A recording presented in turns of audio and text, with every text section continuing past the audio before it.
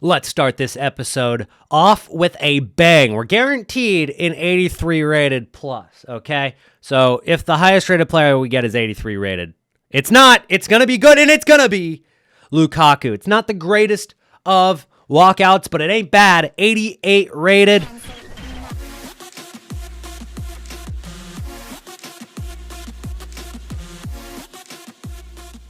Before we get started, guys, I need to show you the OneFootball app, which I use to follow all of my favorite teams and all of my favorite leagues. But on top of that, I also turn on notifications using the app to follow all of the ones to watch in Road to the Knockout card. So I can follow David Alaba, Daniel Mellon, and all of the other ones to watch, guys, so I can get notifications on when they score, when they get an assist, and when they might be getting an inform. Make sure to use the link down below to download now. What is going on, everybody, and welcome back to a brand new episode of our Trading to Glory series. Now, in the last episode, we talked about French links and how I thought players like Nkunku were going to be pretty solid investments given the fact that, well, he's already been going up a lot, and unless you were to get a new card, there's no reason for him to go down at all. And, well, he got a new card. Good news is he hasn't really gone down either. So he's kind of stayed the same. We didn't end up investing in him because he did get that team of the group stage card. But that team of the group stage card is a decent price. So I've been looking at it. I've picked up a few already.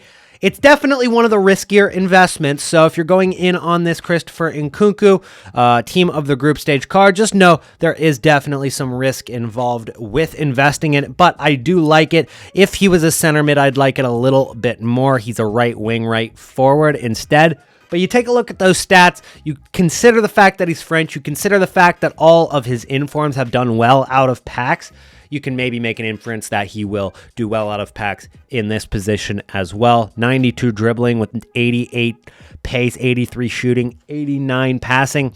He's got one of the highest total in-game stats for any card in the game that's a non-icon.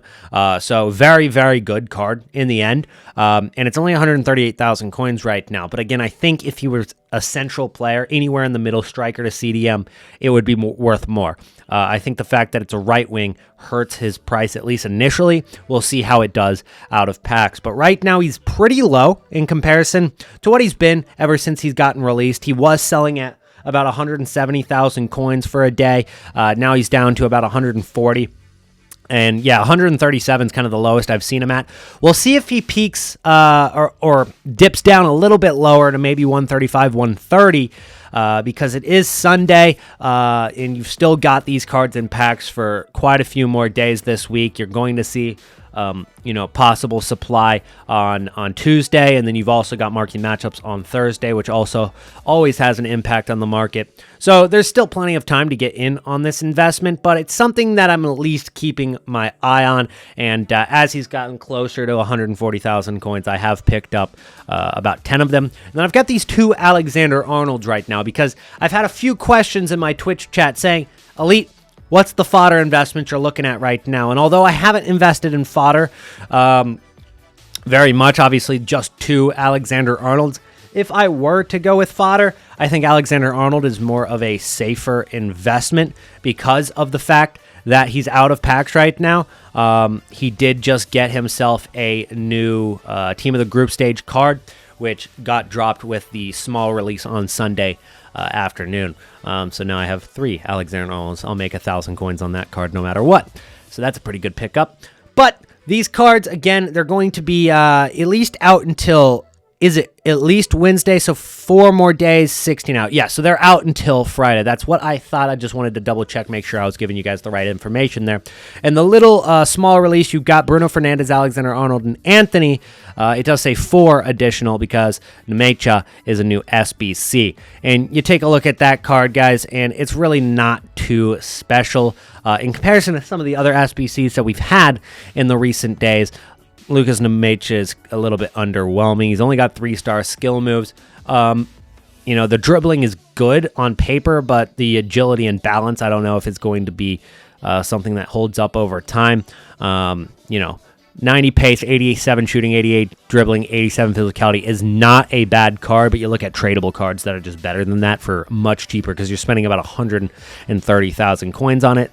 So the fact that you need 3 different teams, 83, 84, and 85 with 2 informs, it adds up. 130,000 plus coins. I just wouldn't spend that on him, which is why I don't really see too many of his strong links going up in price too much. I didn't invest for that. But something that I want to talk about with you guys today is the fact that the team Foot Freeze has already been leaked, okay? And we're only, 2 or 3 days now into this promo, the Team of the Group Stage promo, and we've already got the entire next promo leaked.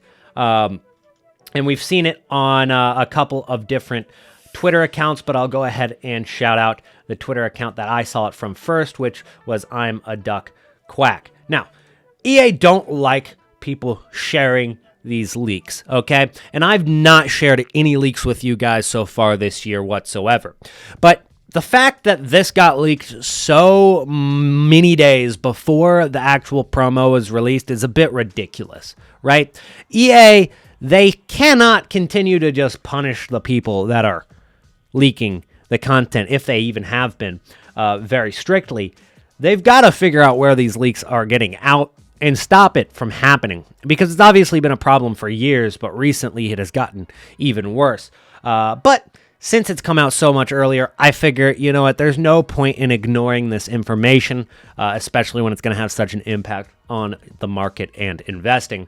So, with that being said, you've got Claude Maurice, you've got Correa, which I'm not sure which Correa it is going to be, Joaquin Correa or Angel Correa, but he's in there. You've got Joe Gomez, I assume Joe Gomez. If it's not Joe Gomez, then I guess Alejandro Gomez, right? You've got Jesus, Gabriel Jesus, and then Kunde, the center back, which is actually a pretty cool card. I'd like to see that card, and hopefully I'll end up getting it. Mbabu, I feel like that's not very original. I feel like Mbabu's always in this promo or always gets a new card around this time of the year. It's getting repetitive. You've got Pereira, which I believe is that Argentinian attacking mid. You've got Marcus Rashford, Nico Schultz, who had an absolute disaster class of a game in the midweek. And then we've got Traore, Adama Traore, I'd assume, and then Federico Valverde right there. And then on top of that, you've also got Christian Pulisic leaked as the squad building challenge for Team of the Group Stage. So we're not only getting all of the cards, we're knowing exactly which cards are going to be where, which ones are going to be objective, which ones are going to be SBCs. So with that being said, you've got a Christian Pulisic SBC coming out soon, and with the amount of players that are obviously from USA and the amount of people that love Christian Pulisic, I think no matter the price of his SBC, which is hopefully cheap enough, it'll have an impact on links to that card. So if you think about complement links to Christian Pulisic, the first one that comes to my mind is Clint Dempsey. I feel like people are going to try to fit that in the team because there's a lot of people that I know of that have had a Clint Dempsey card or at least been looking at him, looking to try to make him work in a team since the beginning of the year. It's not a bad card. It's very cheap, and it's not bad. It's usable, especially when you consider that USA teams in the past haven't been all too OP. It's not a team that's going to be fitting the meta. It's more of a fun team to build. Kind of similar to those Japanese players that got dropped last week, Nakamura and Miura. We saw Nakata rise in price quite significantly, and Nakata's card, I mean, let's be real, looks kind of similar to this without the physicality, and he went from 100,000 coins to 160,000 coins, but those were with 2 green links. This is only going to be a weak link, but I could definitely see it having an impact on the price. Clint Dempsey even going from 15,000 coins to 20,000 coins. I mean, you're raising your total coins by 25%, which is a pretty significant amount in one move. In fact, I saw somebody who had probably the greatest one move trade of all time. He invested in these signature signings when they were 25-ish thousand coins, and he bought 1,400 of them and then sold all of them when they were over 90,000 coins, which he profited over 100 million coins on it in one move. He obviously invested a pretty significant amount. I think it was like 40 million coins into it, which obviously you've got to be grinding quite a bit to be getting up in that many coins. You got to be very smart as well. But I just thought I'd mention that just because you've got, traders like me who are up, quite a few million coins at this point, and you'd think that's a lot, but you compare that to the top, 0.1% in terms of coinage. It's not even close. It's not even close, but let's be real. For us in this channel, I want to be making you guys as many coins as possible, but I'll be realistic. It's not like we're going to be making too many flips that are going to be making us 100 million coins at a time. We'll keep it a little bit more doable and realistic here for you guys. Not to say that I'm not aiming for that. Should absolutely be our goal 100% of the time. There's some other cards that obviously would have an impact from the Christian Pulisic SBC. And as I've showed you guys in the past, I think this is one of the best ways to actually figure out the best links is you go over to Futbin's Squad Builder, okay? And you throw in the player that is going to be the card that's hyped up. So assuming he's still left wing, all right, we'll throw him into a 4-3-3 formation, and what are the cards that have the best links to him, okay? How are you going to fit this into a team with strong links? And Conte is obviously one of those cards, right? Maybe his inform, maybe his base card, maybe, obviously that's an SBC, so you can't consider that. Looking at Saul, I don't think that's a very usable card, at least yet. He's going to need a few more upgrades. And then weak links, you've got De Bruyne, you've got Mane, but I don't think that's going to have much of an impact. Let's go ahead and change the formation to a 4-3-3-4. That way we have the link to the left back right here, and then we can check that.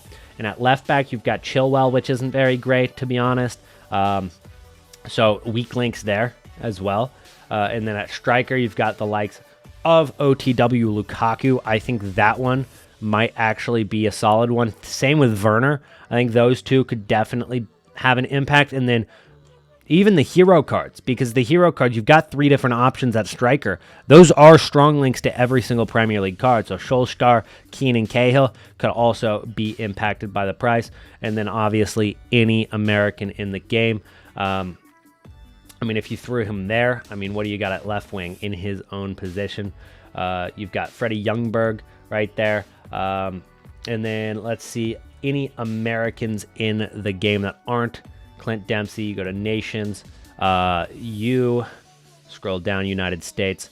And then we'll go sort by price. So Giovanni Reina at center attacking mid, I think, could absolutely be an investment. Very usable card. I'd say it's even better than the Clint Dempsey. And then you also consider at left back, right? Pulisic on the left side of the field. Left back, Serginho Dest. He's only 19,000 coins right now. So that's actually a lot lower than what he was. It looks like he's kind of getting to the point where he's getting replaced by a lot of new cards.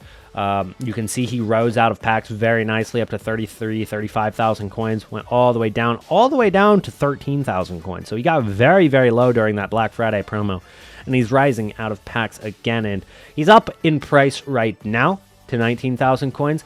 There's definitely a possibility that in the next couple of days he gets down maybe 1,000 or 2,000 coins, and that'll be the time to pick him up. But there's definitely a chance that he goes back up quite a bit with that Pulisic SBC. So just compliment links, guys. It's the way to go this year, as long as you're investing naturally with the natural rises in prices, which kind of transitions me into the next part of today's video with the fact that so much of profit this year is coming from, artificial increases in price. And I'm not talking about from an SBC, okay? Because while I guess you could consider that an artificial rise in price, it is from EA themselves, okay?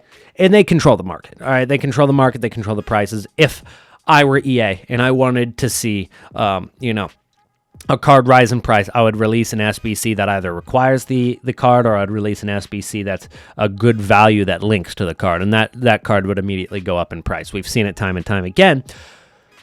But I'm talking about artificial rise in terms of TikTok, Discord, stuff like that. It's something I've discussed in the past, and it doesn't seem to find an end. People don't seem to learn. And with that being said, you've got people thinking outside the box with their investments. So Boltheim is a new team of the group stage card for the Conference League, plays for FK Bodo Glimt, okay? And this guy right here, well, he's been going for discard price the entire time he's been out of packs. At the most I've seen him is like 13,000 coins, right? He doesn't have any value.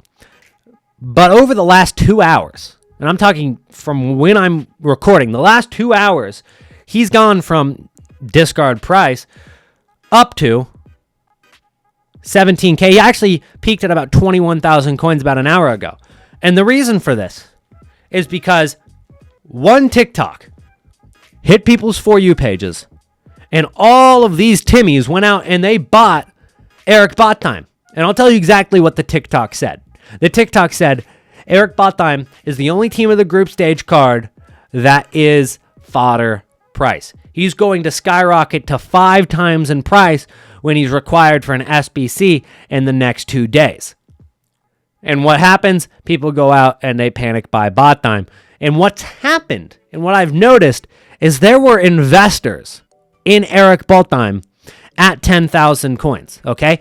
And, you know, fair play to them, because they weren't anybody, you know, they weren't the ones going out and saying Bottime going to get in an SBC, all right? They were saying, wait till the Discords shout it out. Wait till the TikToks shout out this card, because it is the card that everybody's going to look at and wonder, is this going to be just like the signature signings? Is he going to go from 10,000 coins to 90,000 coins? All right, we just saw it last week. It's obviously not going to happen like that, even if it is required for an SBC, which is probably unlikely. You know, it's not going to rise 90,000 coins. But this Bottime card went from 10,000 to 20,000 coins in the course of literally an hour, and these people that bought it for 10K just sold it for 20K to the panic investors, okay? So just buying random stuff that you think might get hyped up by TikTok or Discord, it's honestly a way to invest this year, and it's kind of annoying, because as somebody who wants to make profit naturally and actually try to think about what's going to go up in price and, you know, what might EA do, no, people are just like, some dumb TikToker is going to release a video on this eventually. We'll just wait until that happens, right? And they take advantage of that. It's fair play, and honestly, you got to adapt or die, right? You've got to do what works, but it's something that exists right now, and I just don't understand why people continue to fall for this trap.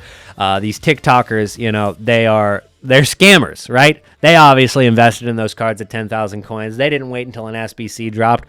They sold the card for 20,000 coins as well. They made profit off their own viewers, and that's why I'm here on YouTube, to give you full in-depth guides, longer videos to make sure you guys understand it, and teach you guys how to make coins on the market, even at times where I'm not as active. Of course, in the last 2 weeks, I haven't been as active on the game. I haven't been making as many coins, but the videos that I upload, even if they get a little bit inconsistent at times, are always going to be high quality and cover you know, everything that I fully believe on the market and give you all the information that I have. I never want to upload a video just for the sake of uploading a video. So that's going to be it for me today, guys. Thank you so much for watching today's episode of Trading to Glory. And if you enjoyed, make sure to slap a like on the video, and I'll see you guys in the next one.